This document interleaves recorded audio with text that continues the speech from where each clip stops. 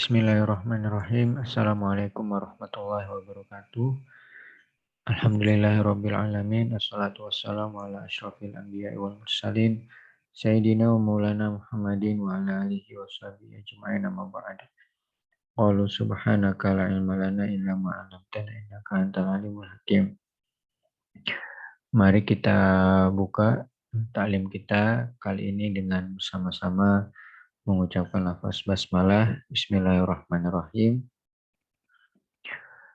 Kali ini tema yang akan kita bahas adalah eh, tentang akidah Ahlussunnah wal Jamaah. Mungkin ini sebuah materi yang beberapa orang familiar dengan istilah Ahlussunnah wal Jamaah, namun ketika eh, ditanya tentang kajiannya ya pembahasannya, mungkin ini salah satu materi yang masih belum familiar ya di kalangan kita. Ya meskipun kita sering mendengar istilah Ahlussunnah wal Jamaah, namun apa yang dimaksud dengan akidah Ahlussunnah wal Jamaah? Nah, kesempatan kali ini kita akan membahasnya. Meskipun juga untuk kesempatan kali ini ya kita mungkin tidak membahasnya eh, mendalam ya, karena keterbatasan waktu.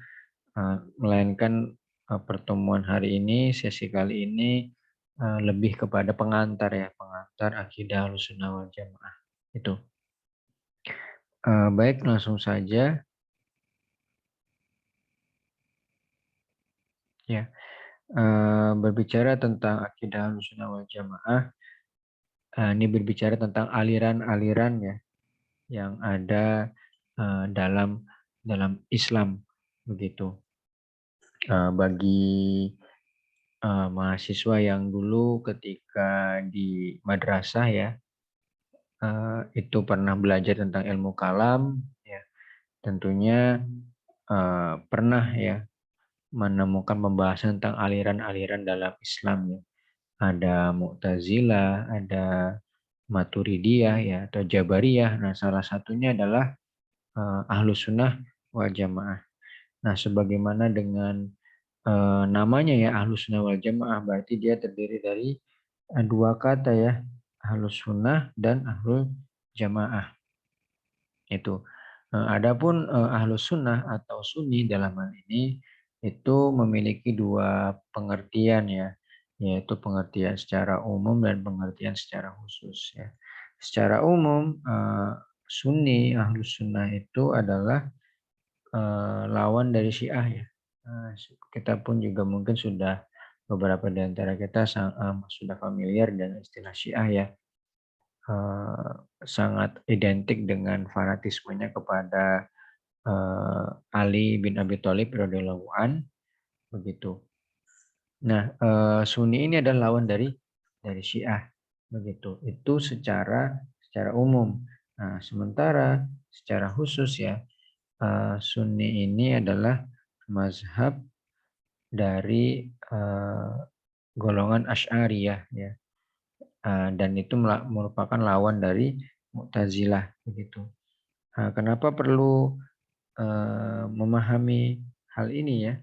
Karena sebenarnya ketika memahami Ahlus Sunnah atau Sunni secara umum, di mana Sunni itu adalah lawan dari Syiah, maka lawan dari Syiah itu ya Asy'ariyah dan Mu'tazilah.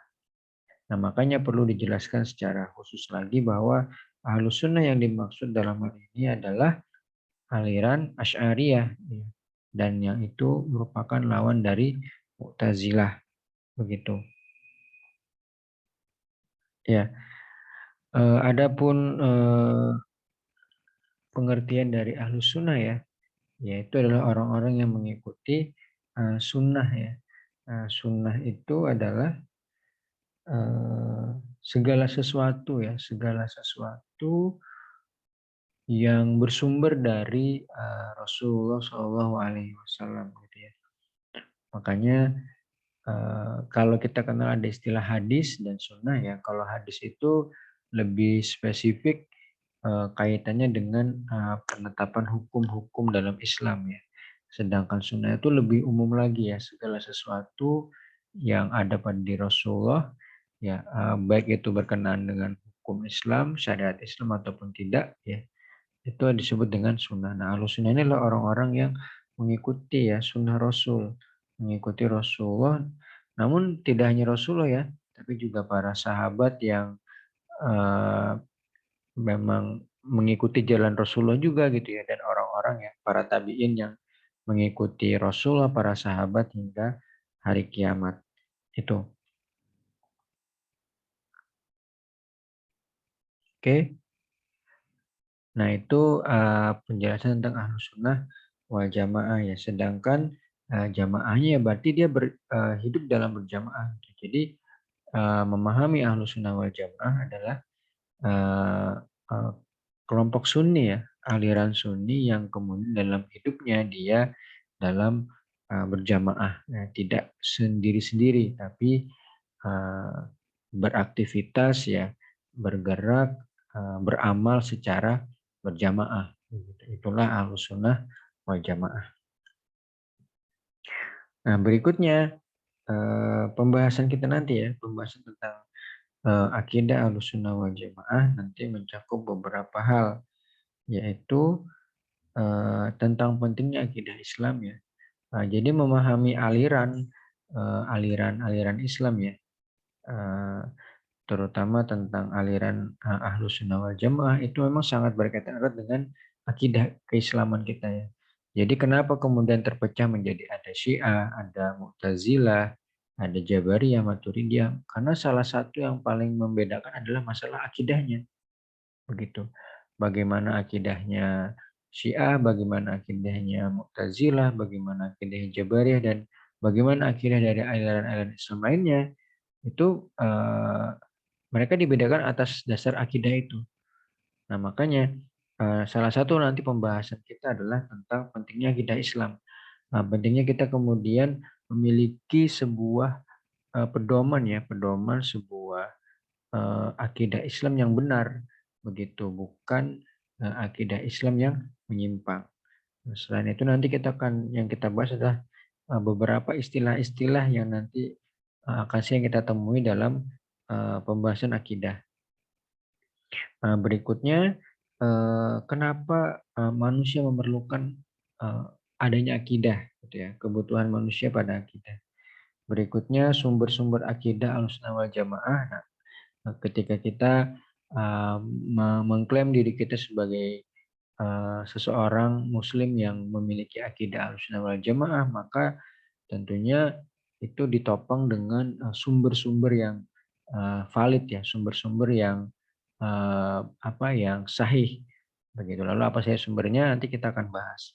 Dan berikutnya yang akan kita bahas juga pada kesempatan kali ini adalah tentang karakteristik ya dari akidah Ahlussunnah wal Jamaah. Nah, ini beberapa hal yang kita bahas pada kesempatan kali ini. Oke, yang pertama adalah pentingnya akidah Islam. Nah, kenapa akidah Islam ini jadi pembahasan yang penting bagi seorang Muslim, gitu ya. Nah, ini sangat berkaitan dengan pembahasan kita pada pertemuan sebelumnya ya tentang keimanan ya, tentang rukun iman ya. Pada pertemuan sebelumnya saya sudah memberikan ilustrasi bahwa bangunan Islam ini ibarat sebuah bangunan, gitu ya. Di mana Islam itu kemudian ditopang oleh 5 pilar ya yang disebut dengan rukun Islam. Namun bangunan Islam itu juga tidak mungkin bisa berdiri kokoh ya, pilar-pilarnya menopang bangunan Islam itu, kecuali memiliki pondasi yang kuat ya, memiliki pondasi yang kokoh. Dan sebaik-baik pondasi adalah pondasi yang benar-benar menghujam ke bumi gitu ya. Bahkan semakin tinggi bangunan Islam yang ingin kita bangun, maka idealnya akidahnya pun juga semakin menghujam ke dalam itu. Nah, hal ini menjadi sebuah alasan kenapa kemudian pembahasan tentang akidah menjadi hal yang penting begitu ya. Itu yang berikutnya ya, yang sebagaimana bisa kalian lihat pada slide ini adalah akidah yang benar merupakan syarat diterimanya amal ya. Jadi selain dia menjadi sebuah asas, sebuah fondasi dari tegaknya agama Islam, dia juga menjadi syarat diterimanya amal. Nah, kita patut menyadari ya bahwa amal kita itu memiliki dua syarat agar bisa diterima di sisi Allah Subhanahu wa taala. Yang pertama apa? Yang pertama adalah ikhlasun niyah. Niat yang ikhlas, dan niat yang ikhlas sangat berkaitan dengan akidah. Itu. Sedangkan syarat kedua adalah sesuai dengan tuntunan Rasul. Nah, ini dua syarat diterimanya amal. Nah, di mana tadi syarat pertama ya ikhlas niat itu sangat berkaitan erat dengan akidah. Makanya akidah menjadi pembahasan yang penting. Itu. Hal ini juga diperkuat oleh beberapa ayat dalam Al-Qur'an, misalnya dalam surah Al-Kahfi Allah Subhanahu wa taala berfirman, A'udzubillahi minasyaitonirrajim. Faman kana yarju liqa'a rabbih falyamal amalan sholihan wa la yusyrik bi ibadati rabbih ahad. Barang siapa yang mengharapkan perjumpaan dengan Rabb-nya, maka hendaklah dia melakukan amal soleh dan tidak mempersekutukan sesuatu pun dalam beribadah kepada Rabb-nya. Tuh. Hal ini juga dipertegas di ayat ke-65 dari surah Az-Zumar ya, di mana Allah SWT berfirman, sungguh telah kami wahyukan kepadamu dan kepada orang-orang sebelummu. Seandainya kamu berbuat syirik, niscaya akan lenyap seluruh amalmu dan kamu pasti termasuk golongan orang-orang yang merugi. Nah, jadi perbuatan syirik itu akan menyebabkan amal kita menjadi lenyap ya. Dan syirik ya menyekutukan Allah itu kan perkara yang sangat mendasar ya, perkara akidah. Nah, ini adalah beberapa hal yang menjadi alasan mengapa pentingnya membahas tentang akidah Islam ya. Dan masih banyak lagi ayat-ayat yang berkaitan dengan pentingnya mempelajari tentang akidah Islam itu. Nah, berikutnya ada beberapa istilah-istilah yang kemudian perlu kita kenali, pahami, karena ini akan sering kita akan temukan ketika membahas tentang akidah Islam ya. Yang pertama adalah al-aqidah ya. Apa itu al-aqidah? Al-aqidah dari kata al-aqdu ya, yang berarti sebuah ikatan yang kuat gitu ya. Jadi akidah ini itu mengikat diri kita, mengikat diri seorang muslim untuk bisa tunduk dan patuh kepada Allah Subhanahu wa taala. Itu. Nah, dalam hal ini akidah yang dimaksud ya, akidah Islam yang dimaksud adalah keyakinan kepada Allah baik dalam aspek uluhiyah. Aspek uluhiyah itu berkaitan dengan peribadatan kita ya, penyembahan kita kepada Allah Subhanahu wa taala, begitu pula pada aspek rububiyah gitu ya.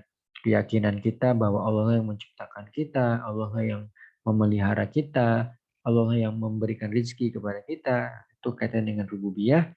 Nah, juga akidah ini juga berkaitan dengan nama-nama Allah dan sifat-sifatnya, yang asma wal sifat. Itu. Nah, ini istilah yang pertama yaitu al-aqidah. Nah, berikutnya ada istilah tauhid ya, dari kata wahada ya, wahid ya, ahad yang artinya satu kesatuan. Nah, tidak ya, akidah yang mengikat diri kita adalah semata-mata ya mengesahkan Allah Subhanahu wa taala, semata-mata mentauhidkan Allah Subhanahu wa taala. Itu artinya apa? Uluhiyah kita, peribadatan kita semata-mata kepada Allah, tidak kepada yang lain. Makanya lawan dari tauhid ini adalah syirik ya, menyekutukan Allah. Begitu pula pada aspek rububiyahnya gitu ya, bahwa kita meyakini yang memberikan rezeki itu adalah Allah ya. Sedangkan pimpinan kita, bos kita itu adalah perantara dari Allah Subhanahu wa taala, bukan semata-mata bos kita yang memberikan rezeki kepada kita. Tuh. Dan juga pada aspek asma wal sifat. Berikutnya as-sunnah ya. Nah, tadi sudah kita sempat bahas ya tentang as-sunnah. Berikutnya al-jamaah. Ya. Al-jamaah itu berarti adalah suatu kaum yang berkumpul atas perkara tertentu gitu ya. Jadi tidak hanya mengikuti sunnah Rasul ya, mengikuti apa yang ditinggalkan oleh Rasulullah yang juga diikuti oleh para sahabat dan para tabi'in, namun mereka juga berhimpun, berkumpul karena kesamaan tersebut ya, kesamaan dalam menjalankan sunnah. Tuh. Kemudian ahlus sunnah wal jamaah ya. yaitu mereka yang mengikuti ajaran-ajaran Rasulullah, mereka memahaminya dan mengamalkan Islam. Itu. Hal ini juga sebagaimana yang disabdakan oleh Rasulullah SAW. Apa kata Rasulullah? Mereka yang mengikuti jejakku dan para sahabatku itulah Ahlus Sunnah wal Jamaah. Nah, berikutnya adalah as-salaf. Nah, as-salaf itu ada berkaitan dengan orang-orang terdahulu ya. Makanya kita kenal ada istilah generasi salafus soleh ya. Generasi terdahulu. Di mana generasi terdahulu ini adalah mencakup para sahabat, para tabi'in, dan tabi'ut tabi'in. Itu. Sebagaimana perkataan sabda Rasulullah SAW, khairun nas qarni, khairun nas qarni, tsummalladina yalunahum, tsummalladina yalunahum. Sebaik-baik manusia adalah yang berada di masaku, yaitu para sahabat ya. Jadi orang-orang yang hidup di mana Rasulullah juga hidup gitu. Mereka benar-benar mendapatkan pengajaran nasihat langsung dari Rasulullah SAW. Inilah yang dimaksud dengan sebaik-baik manusia adalah yang berada di masaku, yaitu para sahabat. Itu maladzina yalunahum, yang artinya adalah kemudian yang sesudahnya, yaitu pada masa tabi'in. Ini adalah orang-orang yang kemudian berguru ya, belajar kepada para sahabat. Kemudian sumaladina yalunahu, dan kemudian yang sesudahnya yaitu masa tabi'ut tabi'in, yaitu orang-orang yang mengikuti tabi'in ya, yang tadi berguru kepada para sahabat secara langsung. Berikutnya istilah lainnya adalah ahlul hadis. Ahlul hadis adalah nama lain dari Ahlus Sunnah wal Jamaah, yaitu mereka yang menjadikan hadis Rasulullah sebagai sumber dalam pengambilan akidah. Itu. Hal ini dinamakan sebagai sebuah pembeda ya, dari ahli filsafat atau ahli kalam yang mengambil akidahnya dari semata-mata rasio ya, akal mereka. Begitu. Apakah kemudian akidah Islam ini tidak menafikan fungsi akal? Tidak juga seperti itu. Nanti kita akan ada masuk pembahasannya tentang hal tersebut ya. Oke, selanjutnya ada istilah al-firqah najiyah. Firqah najiyah juga adalah istilah lain ya, sebutan lain dari golongan Ahlus Sunnah wal Jamaah, yaitu golongan yang selamat, golongan yang tidak akan memasuki neraka. Itu. Kenapa ada istilah firqah najiyah? Makanya kalau kita pernah mendengar ya hadis Rasul. Jadi memang Rasul sudah memprediksi bahwa umat Islam itu akan terpecah belah menjadi beberapa aliran. Gitu ya. Ada ratusan gitu ya. Saya tidak begitu hafal ya bunyi dari hadis tersebut. Yang jelas Rasul sudah memprediksi bahwa umat Islam itu akan terpecah menjadi beberapa aliran. Nah, yang akan selamat nanti di hari akhir ya, di hari kiamat itu adalah Ahlus Sunnah wal Jamaah. Itulah al-firqah najiyah ya, golongan yang selamat. Nah, berikutnya adalah istilah Taifah Mansurah, yaitu golongan yang akan menolong agama Allah ini. Golongan yang akan nanti menegakkan ajaran Islam kembali. Ya, mereka lah yang akan menolong agama Allah ini hingga nanti hari kiamat. Begitu. Nah, ini disandarkan pada sabda Rasulullah SAW, senantiasa ada sekelompok dari umatku yang selalu menegakkan perintah Allah, tidak akan membahayakan orang yang tidak menolong mereka dan orang yang menyelisih mereka sampai datang keputusan dari Allah, sedangkan mereka tetap dalam keadaan demikian. Jadi karakteristik Ahlussunnah wal Jamaah adalah mereka yang senantiasa menegakkan kebenaran, senantiasa menolong agama Allah hingga nanti akhir hari kiamat ya. Meskipun dalam berbagai macam rintangan, ujian dan cobaan. Itu beberapa istilah yang berkaitan dengan akidah Islam ya. Tuh. Tadi sudah kita bahas tentang pentingnya akidah Islam, istilah-istilahnya, lalu kemudian bagaimana kebutuhan manusia kepada akidah ya. Tuh. Yang pertama adalah kebutuhan akal. Nah, jadi secara logika ya, secara rasio akal manusia, akidah Islam ini akan menjawab semua pertanyaan-pertanyaan logis yang akan muncul ya, terkait diri mereka dan alam semesta ini.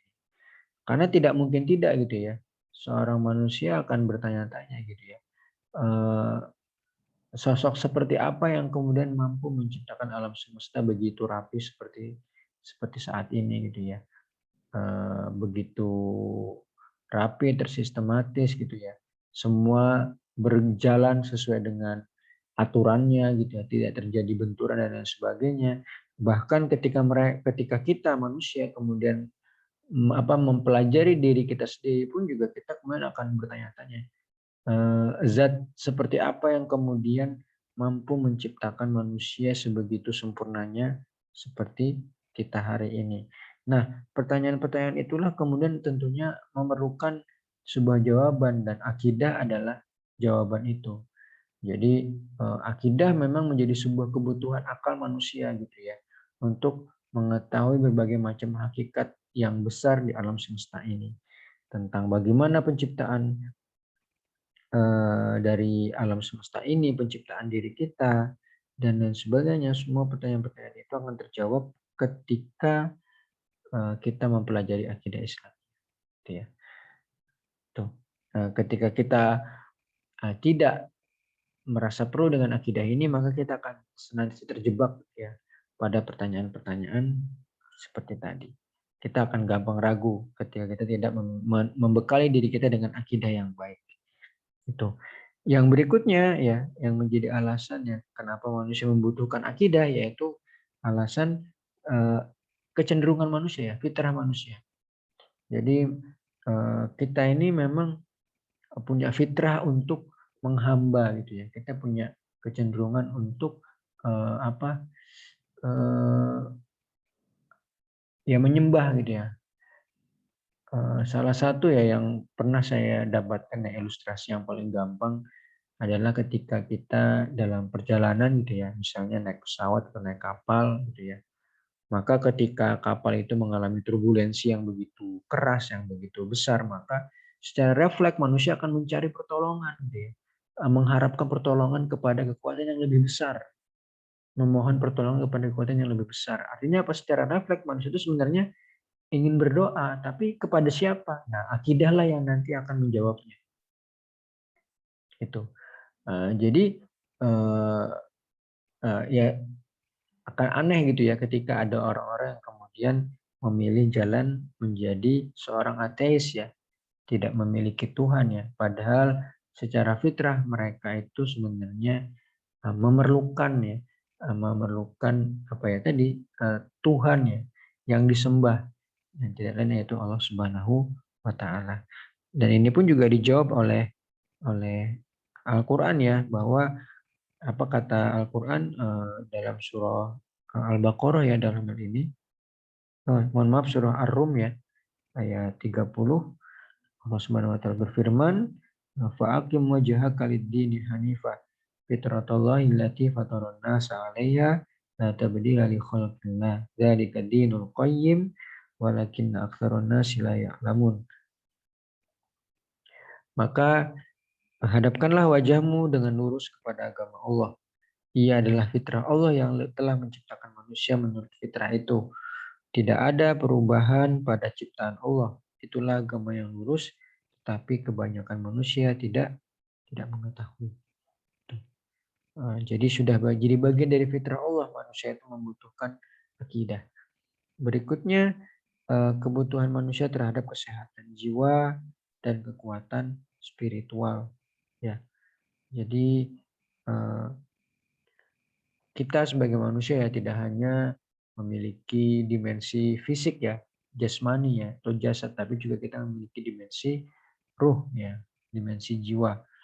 Nah, sebagaimana fisik ya, jasmani yang kemudian perlu diberikan asupan, nutrisi, dijaga kebugarannya dengan berolahraga, makan makanan yang baik, maka jiwa pun juga perlu sebuah asupan ya, agar jiwa itu senantiasa sehat, agar jiwa itu memiliki kekuatan. Nah, sumber kekuatan dari jiwa dan spiritual tidak lain adalah bersumber dari Allah Subhanahu wa taala. Oleh karena itu, akidah akan menjadi sebuah sumber dari kekuatan jiwa dan spiritual tersebut. Berikutnya ya, kebutuhan manusia akan kemotivasi dan aturan moral. Ya, eh, pada dasarnya meskipun manusia itu punya punya kecenderungan untuk hidup bebas juga gitu ya, tapi ketika kebebasan-kebebasan itu berbenturan satu sama lain, maka mereka pun akan menyadari akan perlunya sebuah aturan itu. Eh, nah, oleh karena itu kemudian mereka akan merujuk ya siapa yang kemudian menjadi sebaik-baik hakim ya, sebaik-baik aturan, sebaik-baik motivasi yang mampu mengontrol diri mereka begitu. Nah, disinilah akan menjadi peran dari akidah. Dengan adanya akidah gitu ya, ketika seorang manusia meyakini adanya surga dan neraka, itu akan menjadi motivasi mereka dalam beramal, ya, beramal soleh. Ketika manusia meyakini ya, adanya ya, Allah Subhanahu Wa Taala, meyakini Allah sebagai sebaik-baik hakim, Al-Quran sebagai sumber eh, apa sumber aturan hidup, maka dengan itu mereka manusia pun akan merujuk ya Al-Quran sebagai aturan moral mereka. Itu. Dan yang berikutnya adalah tentang kebutuhan manusia kepada akidah adalah kebutuhan masyarakat untuk bekerja sama dan saling rekat. Ya, karena akidah Islamiyah itu adalah akidah yang jauh dari sikap ekstrim kanan maupun ekstrim kiri. Itu. Hal ini sangat jelas ya disampaikan oleh Allah Subhanahu wa taala dalam Quran surah Al-Hujurat ayat 13. Wahai sekalian manusia, sungguh kami menciptakan kamu dari seorang laki-laki dan seorang perempuan dan menjadikanmu berbangsa-bangsa dan bersuku-suku supaya kamu saling mengenal. Begitu. Inna akramakum indallahi atqakum, dan yang paling baik, yang paling mulia di antara kalian adalah yang bertakwa. Tuh. Nah, jadi dengan memiliki akidah Islamiyah, maka kerjasama ya persatuan itu pun juga menjadi sesuatu hal yang mungkin diwujudkan. Nah, ini 5 hal yang menjadi alasan tentang kebutuhan manusia kepada akidah itu sendiri. Nah, berikutnya lalu apa saja yang menjadi sumber dari akidah Ahlus Sunnah wal Jamaah? Ya, seperti yang ada di slide ya, di situ dikatakan bahwa akidah itu adalah sesuatu yang bersifat tauqifi. Apa itu tauqifi? Tauqifi itu sudah ditetapkan ya, sudah ada ketentuannya, baik itu yang kemudian memang bersumber dalam Al-Quran maupun nanti menjadi bagian dari penjelasan oleh Rasulullah SAW. Sehingga tidak ada ruang untuk ijtihad di sana. Tidak ada ruang untuk menggunakan kias, ya, analogi, ataupun cara-cara pengambilan hukum lainnya, gitu. Maslahah, musalah, istisab dan lain sebagainya. Akidah sudah final, akidah sudah fix, tidak ada ruang ijtihad di sana. Makanya perkara akidah ini adalah perkara yang pokok ya, perkara yang mendasar. Ketika dia menyimpang, maka menyimpanglah dari ajaran Islam yang sebenarnya gitu ya. Berbeda dengan perkara fikih yang di sana memang ada ruang ijtihad. Makanya kemudian ada mazhab Syafi'i, mazhab Hanafi, mazhab Hambali dan lain sebagainya, dan itu tidak masalah. Nah, karena itu memang perkara-perkara yang memang ada ruang ijtihad di sana. Sedangkan akidah tidak seperti itu. Itu. Makanya sumber akidah Ahlussunnah wal Jamaah itu hanya Al-Quran, Sunnah, dan ijma para ulama. Inilah sumber-sumber yang menjadi dasar pengambilan akidah. Dan itulah yang kemudian juga dikatakan oleh Allah Subhanahu wa taala dalam Quran surah An-Nisa ayat 59. Apa kata Allah Subhanahu wa taala?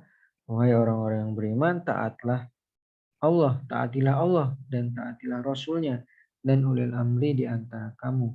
Kemudian jika kamu berlainan pendapat atau berselisih tentang sesuatu, maka kembalikanlah ia kepada Allah dan Rasulnya, yaitu Al-Quran dan Sunnah. Jika kamu benar-benar beriman kepada Allah dan hari akhir, yang demikian itu lebih utama bagimu dan lebih baik akibatnya. Tuh, jadi berbicara tentang akidah, bagaimana kita mempelajari akidah Islamiyah, maka sumbernya tidak lain adalah Al-Quran, As-Sunnah, dan Ijma. Dalam hal ini Al-Quran menjadi sumber utamanya, sedangkan nanti As-Sunnah itu adalah pendamping dari Al-Quran. Bagaimana nanti hal-hal yang sifatnya umum itu akan diperjelas oleh As-Sunnah, hal-hal yang belum spesifik dispesifikkan dalam As-Sunnah. Kira-kira seperti itu.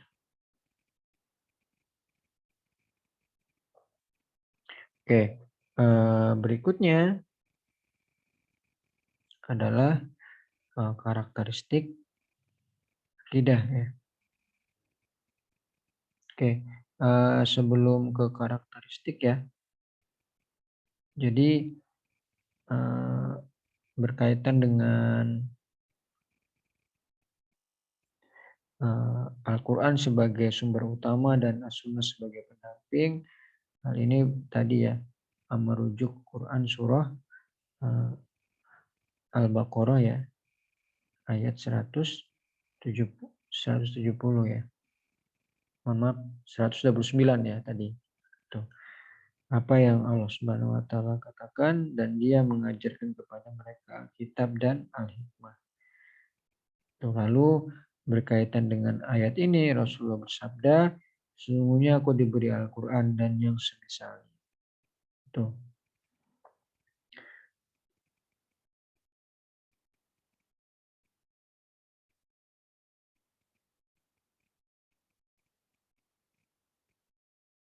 Nah, berikutnya adalah karakteristik dari akidah Islam.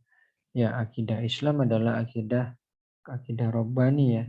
Artinya apa? Akidah yang memang bersumber dari Allah Subhanahu wa taala, yang seharusnya senantiasa bersih dari berbagai macam penyimpangan dan subjektivitas manusia. Nah, apa saja karakteristik dari akidah tersebut?